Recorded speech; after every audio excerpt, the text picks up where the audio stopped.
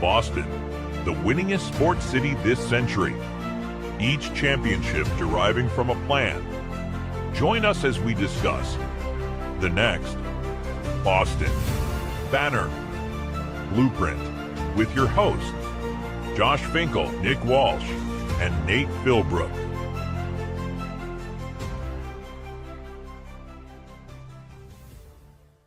What is up, everybody? Welcome back to the Boston Banner Blueprint podcast. It's been a little bit. It's been a rough week. We'll get into that. But Nate, what do you got for me? I got exactly where people can find us. And of course, that starts on Twitter/X at Boston Banner BP. You know what? One of these days, I'm actually going to just drop the Twitter portion. It's just going to be X. You can find us on X at Boston Banner BP. How's that? Does that work? That works. That works. Cool. Yeah. Boston Banner Blueprint, both Facebook and Instagram.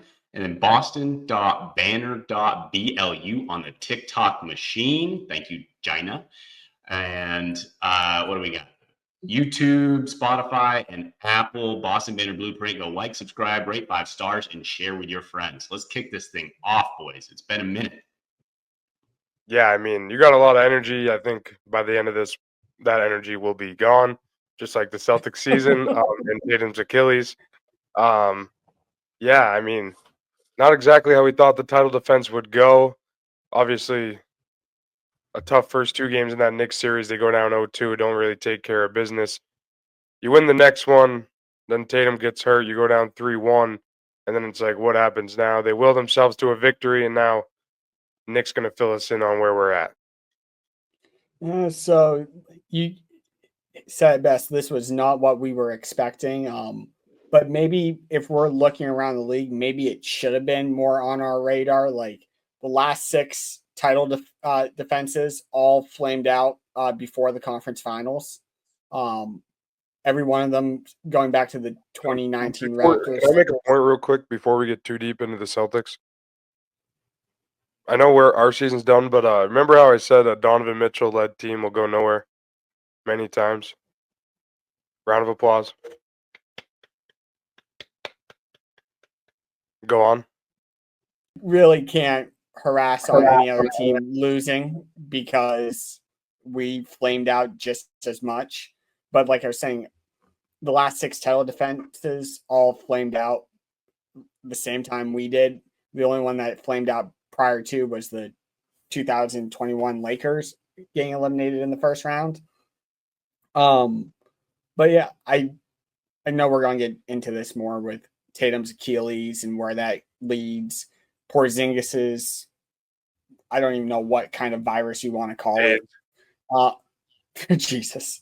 But injuries or anything like that, definitely not an excuse. Like they were down 3-1, even with a healthy Tatum for the first 3 3/4 of a game. So injuries are definitely not an excuse. They definitely underachieved against the Knicks. I think when we previewed the series, I joked that I would take the Celtics in 3 if I could bet them, because I did not believe in the Knicks at all. That was pretty stupid. Yeah, well, you live and you learn. Apparently. But I mean, how could they even win a series that goes as a best of 7 and 3? Like, how's that even possible? That's the point of the joke, Fink. I did warn us to not crown them too early. Yeah. I warned us not to crown them too early. Yeah. And I was talking about Jalen Brunson being underrated, and you guys shit on me for that. So I'm just throwing that out there. Those are my 2 cents for this. Well, this you segment saying here. Underrated is still wrong. He's not underrated. So you say he's appropriately rated? I'd say he's appropriately rated to overrated. Yeah. Nate, come on. Can we give Nate his flowers? He was right on this. Yeah, he was right on. He was. Brunson. The Brunson take. He was the only one out of the 3 of us that had questions about the Knicks, and he did say Brunson was underrated. And I think you can make that argument after the series. He's also not. Oh, never mind. I'm giving him his flowers. I also predicted that the series would be over in 6 games. I was incorrect in the winner of the 6 games, but I did predict 6 games. Thank you very much. Yeah, you get no flowers for that one. How could he win a best of 7? I thought you were on my side. What did you say? What happened? What do you mean what happened? I think I'm frozen. Yeah, everyone's frozen for me. Oh, I think Lord. your brain just short circuited. No, everyone was frozen. All right, we're good though. All right, so yeah, I mean, Nick, what were you saying? Well, I was just saying that I Oh, yeah, I didn't take the Knicks serious enough. Series best of 7 and 3. How could that happen? That's your the point fault. of the joke. This is actually That your is the fault. point of the joke. This is your fault. You're the one who said you weren't going to worry about the Celtics at all. You said Yeah, that the until they whole way lost, through. and now I'm worried, especially because Tatum's hurt. Now I'm worried, and I have Yeah. every right to be. But I'm not going to worry until they lose, and now, yeah, they lost. Yeah, and I think the biggest thing that comes out of the series is obviously Tatum, because that just doesn't affect this year. It affects your off-season plans. It affects the next season, and who knows if he comes back and is the same player that he was. Like, that is no guarantee whatsoever. Nate? Yeah, I would just like to point out that I'm jealous that Fink worries about the bad thing happening after the bad thing already happens, and he doesn't have to worry about it leading up to worrying about it happening. So, Fink, I think that's a real 85%. superpower that you have. 85% of the things you worry about don't actually happen. So Which tells me that there are 15% that does. So that's the part that I worry about and the there. Celtics fell into that. So it happens. But the odds are on my favor of just not worrying. Just let things play out. How it That's a happens. great mindset to have. And I so mean, for if our it's more listeners out related, there, if it's that's more what you personal, need. if it's more personal to me, like if it's a test, like I might worry a little bit. But I'm not I on can the understand Celtics. that. I'm not. We've been friends long enough that I can understand why you'd be worried about a test. Yeah, yeah. So yeah, so something like that I might worry, but yeah, not when it's like nothing. Either way, I can get out. I can get some content, for the BBBs. So, Nick, what were you saying? Well, am I Oh, going to Nick, be actually, I have a talking question some? for You want you. to cut I me off? forgot. No, There it I have a is. question. No, I wanted to pass it back to you, but I have a question for you. So, I think I have a solution to how the Celtics possibly could have won this series. Would it have been different if Rafi was at first base? Well, maybe center, because Porzingis gave you a big fat 0. I can't imagine Rafi going up and down the court more than 2 times. That'd be so cool. He'd be the epitome of just a cherry picker. The guys who mop up the floor would get their money's worth because he would just be spitting his chew right on the baseline every time up and down. So they'd have to be out there just wiping it up, and then then they got to get it on the sideline. He might get it on the ESPN camera. It would be a mess. But Nick, what were you saying? I don't know. Every time I go to say something, you cut me off. So I've lost track of what I was saying too, because you have no control over this episode tonight. Wait, Nick, I have something to say. Oh, good. Wait, no, what were you saying? Yeah, Nick, what were you saying? Jesus. The court is in your ball, Nick. Say that again? The ball is in your court, bud. There you go, sunshine. You dyslexic son of a bitch. Yeah. Oh my God. Okay. Please go on. Well, I honestly don't know where we were. You cut me off like 5 times, so just go on to the next subject. We're talking about how the Celtics lost to the Knicks and how Tatum's Achilles injury doesn't hurt this year, but also next. Well, it does, because Tatum is at the earliest would be back for February, which, all things considered, way this offseason's going to go, where you're looking at Holiday and Porzingis probably out the door. Horford's probably out the door. So you don't know who's coming in. There's still going to be a competitive playoff team. Your championship aspirations for the 2025-2026 season is probably not realistic. So when it gets to February, March, are you wanting to put Tatum out there, ramping him up for high stress playoff basketball right around the corner? Or do you just want to give him that basically 18-month window that Kevin Durant got because of COVID when he was returning from the same injury? And we've heard in the last few days that Kevin Durant recovery and his rehab is something that Tatum is going to try to replicate. And that took Durant 18 months, which would be roughly right around the same time as the start of the 2026 season. Yeah, I feel like February is a pretty optimistic timeline. And particularly, you look at the you look at the East coming, this coming year. I mean, even with the subtractions that you were talking about, I think this is still a team that could win 50 games, don't you think? And this is in an East that's pretty weak and an East that's likely to get weaker with Giannis. I don't think the Bucks would trade Giannis to another team in the East. Do you? It depends on what the Celtics get rid of, honestly. If it's just like Jaylen Brown and White and Pritchard and like just some cheap like guys, then I don't know how many games that team could win. Like, because then Cornette started. If they clear house, then that's something different. But I mean, clearing house is Porzingis and Holiday, and then that's the case. That's the situation you're in. It's just White, Brown, Pritchard, plus whatever they acquire in those deals. Right, because it's going to be hard to actually just flat out salary dump people. So but I just don't know what value you're getting for, honestly, either guy. You're going to get pennies on the dollar because people know the financial predicament that you're in, so you're not getting full value for. That's exactly my point. You're just going to have a bunch of randoms and 3 or 4 pretty good players that have been here for a minute. I don't think that team wins 50 games.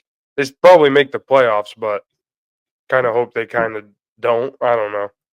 Well, see, I want to see what Brad Stevens has up his sleeve before I make any. It's a good draft next year, Nate. You get the 1 pick, you got a generational talent alongside Brown and Tatum. You want them to be bad enough to get the 1 pick? I said I'm not sure yet. I want to see what Brad does. If he does what Bill Simmons just suggested, then yeah, get the 1 pick. Well, I mean, but then you'd have to trade a Tatum or Brown to get the NBA to rig the lottery for you again and pull another Dallas. Why not go get the 1 pick this year? Yeah, go bring Cooper home. I would trade Jaylen Brown straight up for Cooper Flag. Go bring Big Coop home. The only one I'm trading Jaylen Brown for is Giannis. That's the only one that is the only name realistically that's going to be available this summer that I even float that idea. No one else. Jalen's not being traded. Brad said it today. If you got Jaylen or Tatum, you got a good chance to win. They're both not going anywhere. And for our listeners, what I want to drive home on this is how fortunate we are to have guys like Tatum and Brown, not just from a talent perspective, but you look around the league at different superstars and different all-stars and the baggage they bring. Like, to not have 1, but 2 outstanding human beings, that make it fun and make it you want to root for them. That's what we got here. So, I'm sick of the trade talk with Jaylen Brown. I'm sick of the choosing, is it a Jason Tatum team or is it a Jaylen Brown team? The Celtics are better when Tatum's not on the floor because there's better ball movement. Can we just stop with that? Because just know that you're in the middle of a Celtics era that's built around 2 guys that are not just great at what they do on the court, but great what they do off the court. Well, are those people wrong though, saying they're better without him on the floor? That's all I was hearing after Game 5. But are they wrong? Ball movement's better. They played. Yes, they're flat out wrong. They won. They went 1-1 without him, which is 500, and they went 1-2 with him. So technically, they're not wrong. Technically, they won 80% of their games with both of them on the floor for the last 2 years. They also won 80% of their games without Tatum on the floor this year. They're 8-2. Fink, if you really believe that they're not better with both of those guys on the roster, I want what you're smoking because that's not even legal in Colorado. I don't think you'd do it either way. Tony, what are you thinking? I'm a big JB guy, so I don't want to trade Jaylen Brown away. I would do it for Giannis though. That's the guy I would do it for. Yeah, Giannis, you have to like entertain the idea because guys like Giannis don't come around on the open market too often. But Would you trade Jaylen Brown for Anthony Edwards? That's not a I would reastic 100% option. do that, but that's not realistic. But yeah, no, I would do it. The only guy you would trade Jaylen Brown for is Giannis, so I'm just asking because I said realistically that's going to be available this summer, and Giannis is. If Tony, you're telling me Anthony Edwards is available, he could be. Luka was, so I'm just saying. Trading Jaylen Brown for Giannis would be a mistake. Yeah, I want Jaylen in Tatum. I want the duo. I want those guys. I want the ones that have been there, done that. That, like you said, come with no baggage. So what does next year's blueprint look like for this team then? Next year's blueprint is a bridge year. Get younger. You got to get under the second apron. You got to get under that second apron. But here's the thing, though. When you guys say this, it's like the East is so bad. What are we going to be? We could be a playoff team, like a legitimate playoff team next year. I think we're going to lose Drew. I think we're going to lose Porzingis, and Al's going to retire. But we go get a couple pieces. We're probably still a playoff team, and I don't know what your guys' thoughts on that are.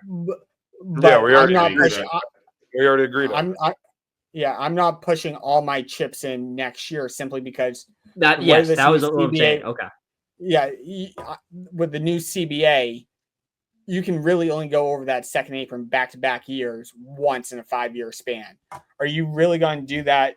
You're going to cash that chip in next year when you don't have your best player, your first team All NBA guy? No, you're going to get underneath. Well, that's what he was. Tony, I was taking as like putting all your chips in the middle. Like I'm not doing that for next year. Like that's why I'm embracing the bridge year. You're taking a step back. No, I don't think he was saying that at all. I think he was saying even with those subtractions, you're still a playoff team given the construction of the East, that the East is weak enough that the Celtics can still at least compete. But when I said take a bridge year, it's like I took it as he wants us to go all in. And it's like I'm not going all in next year. I'm embracing it. I'm taking a step back. I'm not in Fink's camp of going for the number 1 pick at all. Like that is absolutely that's not my side either. But you brought it up. Yeah, we're going down all avenues. I don't actually think that.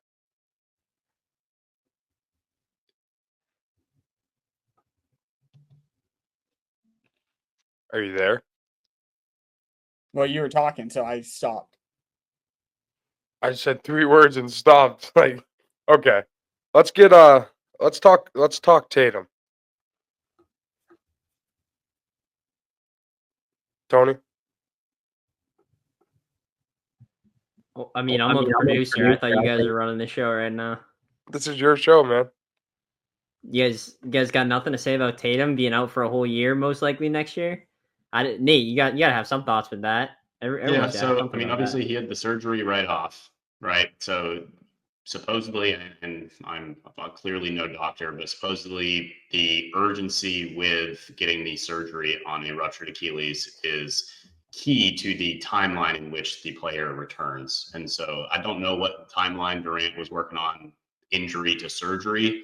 Obviously, Nick just laid it out. That surgery was about 18 months until he was back and back in an impactful way.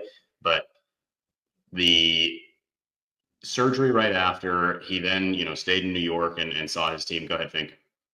I think the main reason the surgery happened so quick was because that one of the better surgeons was right in New York. He was 15 minutes away, so they just pulled the trigger quickly, and they're like, "Yeah, let's do it. He's right here." There's also the same guy who did KD's. Go on. Well, yeah, I had heard the also reporting. The same guy that did Kobe's. Oh, go. I had heard the reporting. Tatum can rush back for 10 months and then get hurt again. That's what I'm hearing. Let's hope not. Well, if he really thinks he's Kobe, that's what he's going to do. He might do it in 9. Kobe came back in 8 months and was 10 years older, and Madison was 10 years less advanced. Tatum got what they called, speed bridge technique. Math. Came back 8 months later. He was 10 years older? How in God's green earth is that math? Kobe was 37 when he had his Achilles. Tatum's 27. Now I get what you're saying. I am so confused. Fink, are you drunk tonight? Yeah, dude. The McDonald's Sprite. Oh, you can't even see it. There you go. McDonald's Sprite. But Oh, you saw it with that same speed bridge technique. And like Nate said, I'm not a doctor, but Cam Akers made it back in 5 months. Aaron Rodgers, for how loopy he is, was trying to make it back in 4 months. Like, I don't think 8 or 9 months is out of the question. Now, I would lean towards taking as much time as he needs. If it is all of next year, I'm all for it because, like I said, I'm embracing the bridge year. Like, I'm going into next season with the expectation he's not playing. If he comes back early, great, but I don't want him back earlier if it means risking anything long term. I want him back the first day that he's 100% with no issues of any sort of re-aggravating it. Like the first day that he's I think the word you're looking for is repercussions, but you're also the same guy who said my vocab sucked. Repercussions. I don't know. Unfortunately, I don't know that day will ever come. I think this is going to be a concern that will always potentially linger.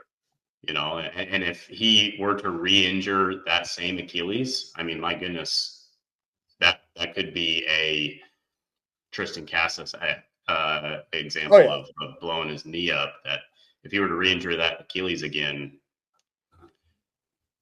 it's a very different conversation. What makes you say that, though? KD had this happen at 30, and he's fine. Yeah, and I'm not saying, but if KD were to re-injure that same Achilles again, that's medically repaired, then I don't know that KD would ever be the player that KD is. I think there's no better person for this to happen to, though, with the way that Tatum trains, with the way he takes care of his body, with all the extra stuff he does. I mean, he's going to attack this the best he can with KD. Man, let's get KD.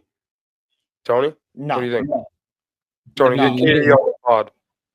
I'll try to get KD on the pod. I'll try to hit up one of his burner accounts on Twitter. Maybe use one of his burners. On the account recently, dude.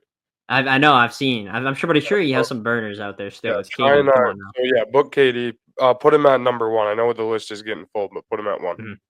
Yeah. All right. You can make the argument that no other sports franchise, and not just North American sports, have had the injury luck that these guys have had. Larry Bird's back blowing out and never the same, and career ending early. Kevin McHale's foot giving out and his career was never the same. Paul Pierce getting stabbed 11 times in a nightclub, and goddamn lucky he didn't die that night. KG's knee giving out in 2009 when they were 27-2 and were better than that 2008 team. Never the same guy. Isaiah Thomas's hip giving out. Gordon Hayward's knee or ankle. Kyrie Irving's knee that same year. Jaylen Brown's wrist right before the playoffs. Was that 2020, 2021, whatever. 2019. Well, I mean, whatever that year. We can say all the examples that we want. Wait. And that is not even including the deaths of Len Bias and Reggie Lewis. That's like taking Jose Fernandez and Giancarlo Stanton for the Marlins in a 3-year or 4-year time period and losing both of them. It's horrific to think you had it happen once. To have it twice in under a decade for 2 guys that should have been cornerstone players and have their numbers raised to the rafters because of storied careers, not tragic endings. The last 40 years, anytime that the Celtics had a championship window, something injury-wise or tragedy has cut it down, and Jason Tatum is just another example of it. Why do you All think right. that is? Shit luck. That part comes down to luck with the injuries and all that. Like, that is just pure shit luck. I think we should dive into some moves that we could see the team making that are realistic or ones that aren't realistic. Anybody have any really good ideas? So Or does should we talk about Bill Simmons' idea? Did you see that, Nick? I didn't see Bill Simmons' idea. All right. Let me pull this up. Nate, you talk yeah, while I pull it while up. you're bringing that up, I think that one thing, particularly given it being, I think we're all in agreement that a bridge year is the most likely outcome for this offseason and upcoming season. Now, where I think that they could really benefit from is building a roster of depth. Again, we talked about this with the Bruins coming out of the Bruins offseason. And yes, the NBA is a superstar studded, driven league. But this gives an opportunity with one of your superstars on the shelf, hopefully recovering in a way in which he will come back and just usher in the new era of Celtics basketball. But it allows them to create a roster of depth. And that's one thing that we talked about coming into this playoff series or this playoff season rather, is that they were one of the deeper teams. And that was one of their strengths, is that they had those guys like a Peyton Pritchard or a Hauser coming off the bench that other teams, they go 5 or 6 deep packs. And so this gives an opportunity to trade some of those budding superstars or aging superstars like a Porzingis or a Holiday to lengthen the bench and allow Missoula to really play Missoula ball and allow these guys the rest that they need throughout the season. Nate, one And thing that that's I just want to say this, well, he's brought it up, is not only that, is Peyton Pritchard's probably going to be a starter next year, or at least playing some starting minutes, and that's a new role for him. Obviously, depending on who we sign in the offseason. So not just the bench, but guys getting opportunities to start that maybe in the future will be a part of this team. And I would say that would be well deserved. Oh, 100%. Like, I'm happy for Pritchard because just, 2 years ago, he was demanding a trade because he wasn't getting much playing time under Udoka.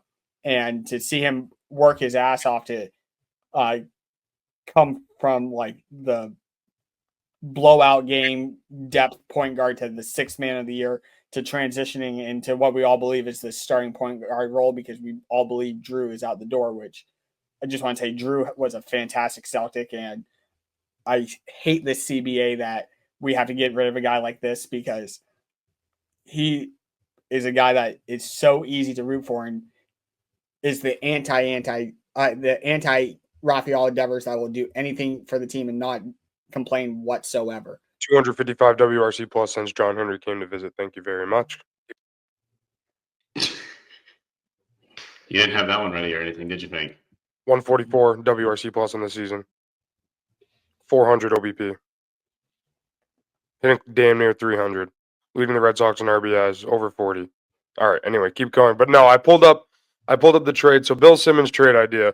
Celtics this is with the Rockets. The Celtics are trading Jaylen Brown and Drew Holiday for, you guys ready for this? Good thing you're sitting. Fred VanVleet, Jabari Smith Jr., Nope. Tari Eason, and pick 10. Nope. Pick 10? Yeah, it's There's awful. like 3 good players in every NBA draft. It's an awful trade. Awful trade. It is. It's so bad.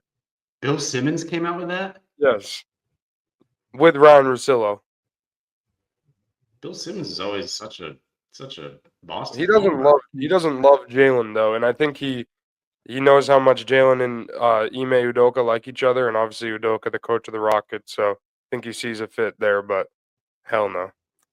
Like, I'm not opposed to trading with the Rockets because a lot of their guys are young and under contract, and they're not close to that second apron. So you can kind of make the money work. I would have to put it through the NBA trade machine, but like sending a Drew Holiday or Kristaps Porzingis for a team out west that's on the cusp of ready to win and getting there, that's who you're looking to trade a Drew Holiday for. 2, I should say. But I'm not including Jaylen Brown in a trade like that.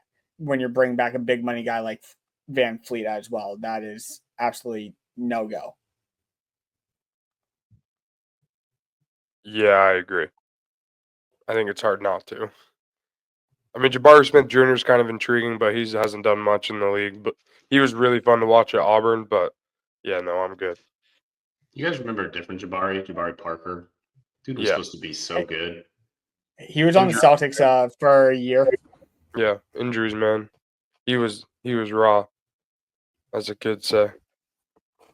He was so good at Duke and then went to Milwaukee and was supposed to be like the next coming of LeBron and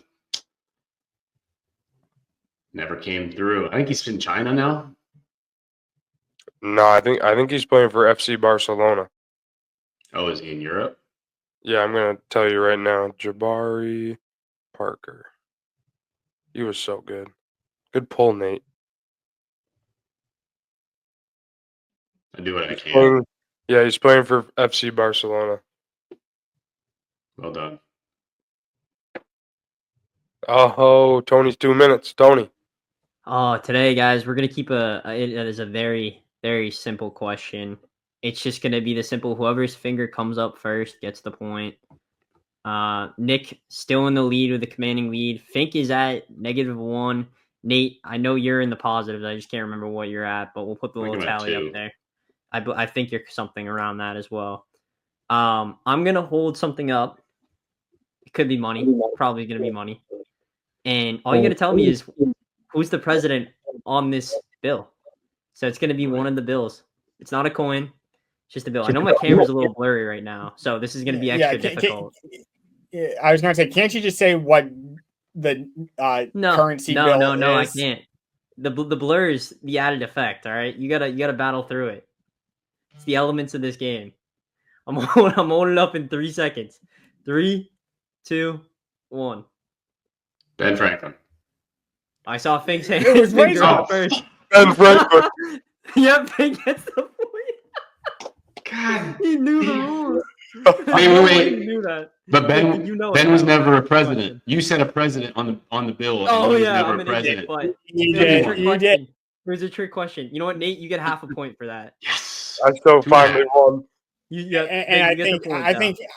I think Fink should get 0 points because it wasn't a president. No, I can't do Fink that bad. Point for Fink tonight. And Nate gets half a point. Thank you. Nick nada. Yeah.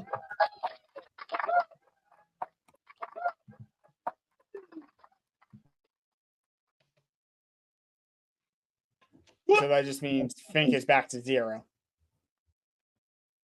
And you didn't win. I'm still in the lead, though. We'll see for how long. But Well, you'll get the next week's wrong and go back to the negative.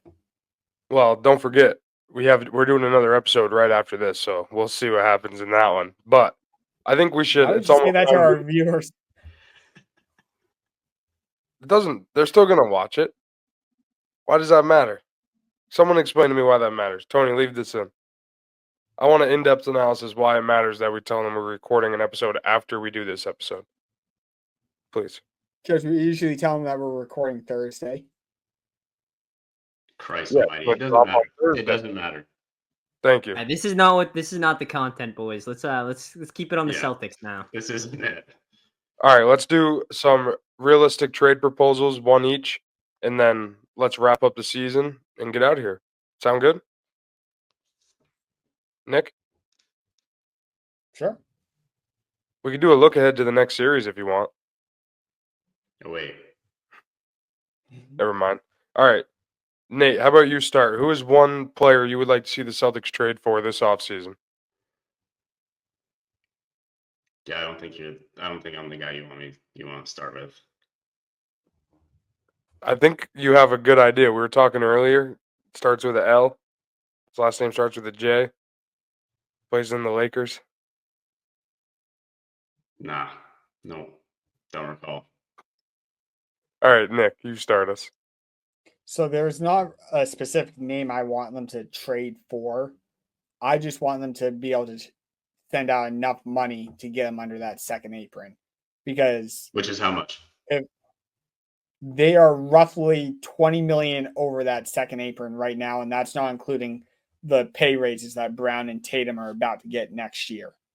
So you're basically looking at getting rid of Porzingis and Holiday to really get underneath it and give you some wiggle room if you have to make a trade during the middle of next season. So you're looking at getting rid of those two at a minimum. What a frame, and that's not including the salary that you're going to have to take back in some of those trades. So who and where you're trading them to and for, I don't have that answer, because it's going to shape how the rest of the offseason goes for the teams around us. But those are the two names, like, throughout the year. It's like, are they trading one or are they trading both? I think you got to trade both at this point. The moment Tatum's Achilles snap, like, that just threw a wrench into all of next year, where you could still be a championship contender getting rid of one of those guys, but you have to have Tatum for that to be the case. If you're just getting rid of one of those guys and Tatum's not there all of next year, you're not a true championship contender. So bite the bullet. Shit on the CBA for making us have to do this, because we're the first team that's going to feel the wrath of the CBA, but you got teams coming right behind us with Oklahoma City, Orlando, even New York. Teams like this are not going to be able to keep their roster intact, and they're going to have to start shedding off pieces, which suck for the league. For these teams, where teams like Oklahoma City and Orlando and us built it right, where you draft and develop these guys, and you built most of it internally, and you're going to see these pieces break up, which for a league-wide thing, it's probably a great thing, because there's a lot more parity. Like, the knock on the NBA, but for years has always been only a handful of teams actually have a true shot at it every year in the regular season. It's pointless. You're seeing now this year particularly, where if this is going to be the postseason every year, where it's going to be a crapshoot, that's great for the league as a whole. It sucks for teams like us that have to break up our championship contending roster a lot sooner than what teams would have had to in the past. But get underneath that second apron, bite the bullet for the bridge year, and start looking ahead to 2026, 2027. And as Brad Stevens said today in the press conference, competing for championships is going to be the North Star of this organization, and that's not changing. But how they get to that point is going to be a little bit different. And you're going to see it this summer. And we'll get through that with more Celtics episodes as the offseason goes along. Well, and that's something that I think Brad Stevens has been pretty decent at, is not necessarily just doing what the rest of the league does and be more of the trendsetter. And so I think this is another opportunity for him to do that.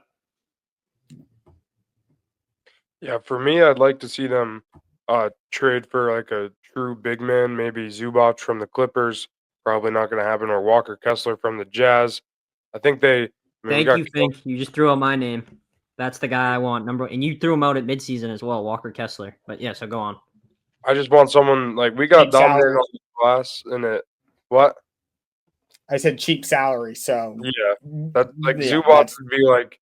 I think if it wasn't a bridge year, you trade out Porzingis, somehow get Zubac in. But I think now that we are in a bridge year, get someone like Kessler, who's not as good at offensive end, still good on defense and at rebounding, but you can develop the offensive game, not going to cost as much, and obviously still on that rookie deal, so definitely could happen. But I really want a true big and someone that can still run the pick and roll with Tatum and Brown, can still provide relief inside, post up, but just I want more interior presence. We need to be tougher in there, I think.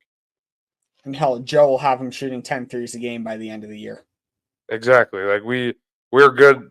As long as Sam Cassell's here, we're very good at developing offensive players. So I'm not worried about his offensive game, especially with a team that has Tatum, Brown, Pritchard, White, all these guys. Like you don't need you don't need your center to be good at everything. Like you're not going to have another Porzingis again, probably. So that was fun while it lasted, but whatever the hell he got, he forgot how to play basketball.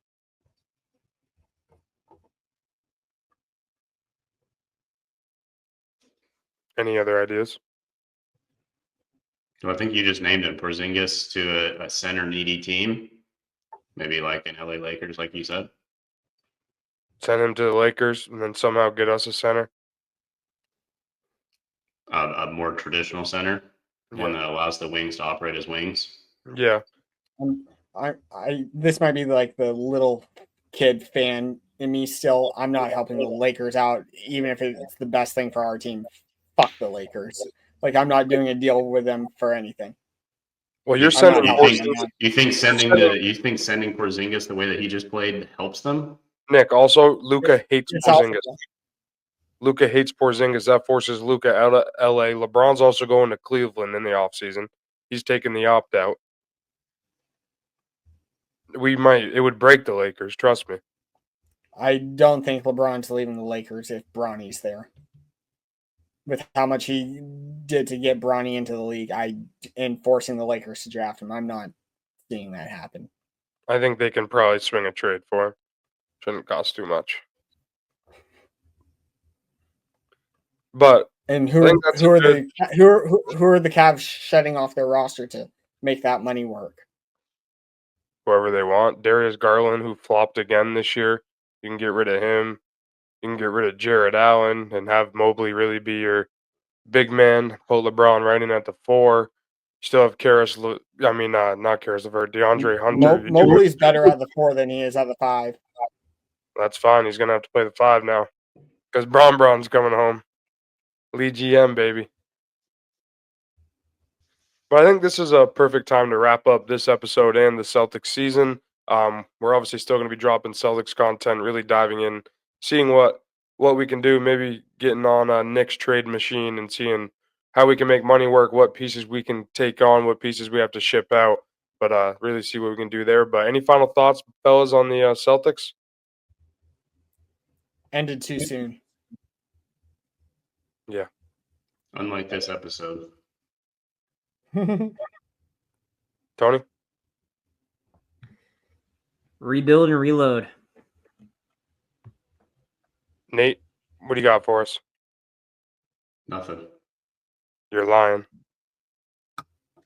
Of course, I can always direct people to our social media, which of course starts on X at Boston Banner BP, Boston Banner Blueprint on both Facebook and Instagram, boston.banner.blu on TikTok, and then go like, subscribe, rate 5 stars, and share with your friends and family on YouTube, Spotify, and Apple. I think that does it. Peace.